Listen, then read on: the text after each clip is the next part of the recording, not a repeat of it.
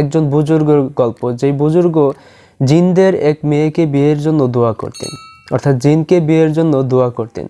আসসালামু আলাইকুম রহমতুল্লাহ। সুপ্রিয় দর্শক শ্রোতা, দেশ ও দেশের বাইরে যে যেখান থেকে দেখছেন সকলকে জানাই আন্তরিক শুভেচ্ছা অভিনন্দন। আমি আজকে আপনাদেরকে একটি আজব দোয়া শেখাবো, একটি আজব দোয়া এবং আজব গল্প আপনাদের মাঝে উপস্থাপন করব। এবং গল্পটি শুনলে আপনি নিজেও অবাক হয়ে যাবেন। কারণ আমরা সাধারণত মানুষ, আমরা দোয়া করি বা আমাদের চাওয়া পাওয়া থাকে মানুষদের মধ্য থেকে কোনো নারীকে বিয়ে করার।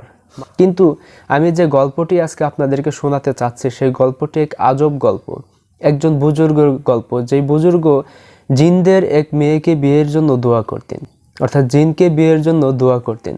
আমি নিজেই গল্পটি যখন পড়লাম তখন আমি নিজে অবাক হয়ে গেছি। কাজে আমি বিশ্বাস করি গল্পটি শুনলে আপনারও ভালো লাগবে, আপনি নিজেও অবাক হয়ে যাবেন। তো গল্পটি হলো, মারুজি বুজুর্গদের ওস্তাদ মুহাররক রহিমাহুল্লাহ তিনি বলেছেন, হযরত জাইদ আল আমা রহমাতুল্লাহ আলাইকে তিনি একটি দোয়া পড়তে শুনেছেন। সেই দোয়াটি হলো, আল্লাহুম্মা রযুকনি জিন্নিয়াতান আতাজাওয়াজুহা, আল্লাহুম্মা রযুকনি জিন্নিয়াতান আতাজাওয়াজুহা, অর্থাৎ হে আল্লাহ, আমাকে জিনদের কন্যা সন্তান দান করুন যাকে আমি বিবাহ করব। এই দোয়াটি যখন তিনি করতেন তখন মুহাররক রহমাতুল্লাহ আলাই তিনি তাকে প্রশ্ন করলেন, জিজ্ঞাসা করলেন যে, হে আবুল হাওয়ারি, আপনি কেন জিনদের কন্যা সন্তানের জন্য দোয়া করতেছেন? আপনি কেন তাকে জিনদের কন্যা সন্তান দিয়ে আপনি কি করবেন? তখন ওই লোকটা বলতেছেন, আমি জিনদের কন্যা সন্তানদের জন্য এই জন্য দোয়া করতেছি, আমি তাকে বিবাহ করব। কারণ আমি যেখানেই যাব তিনি আমার সাথে যাবেন, তিনি আমার সফর সঙ্গী হবেন, তিনি আমার কাজের সহযোগিতা করবেন। তিনি আমার সাথে থাকলে আমার কাজগুলো সহজ হয়ে যাবে।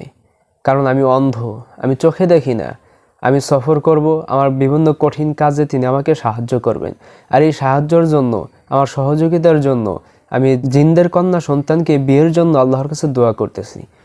এই বলে তিনি তার কাজের সহযোগিতার জন্য তিনি দোয়া করতেছেন। তো গল্পটি আসলে একটু আজব লাগলো, কারণ মানুষ সাধারণত মানুষকে বিয়ের জন্য দোয়া করে, মানুষ সাধারণত মানুষের রূপ সৌন্দর্য দেখে তার প্রতি মগ্ন হয়ে যায়। কিন্তু এই বুজুর্গের চিন্তাধারা হলো তাকে তার কাজের সহযোগিতার জন্য, তার সফরের জন্য তাকে সহযোগিতা করবে জিন।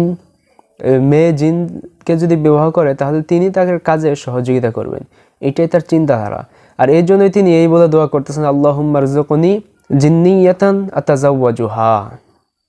সুপ্রিয় দর্শক শ্রোতা, গল্পটি আমার কাছে খুব ভালোই লাগছে। আপনার কাছে কেমন লাগলো অবশ্যই কমেন্ট বক্সে জানাবেন। আর গল্পটি মূলত আমি পেয়েছি জিন ও ফেরেশতাদের বিস্ময়কর ইতিহাস গ্রন্থ থেকে। তাই আমি আশা করব ভিডিওটি অবশ্যই যদি আপনার ভালো লাগে থাকে একটি লাইক করবেন, শেয়ার করবেন, সাবস্ক্রাইব করে আমাদের সাথেই থাকবেন। আসসালামু আলাইকুম ওয়া রাহমাতুল্লাহ।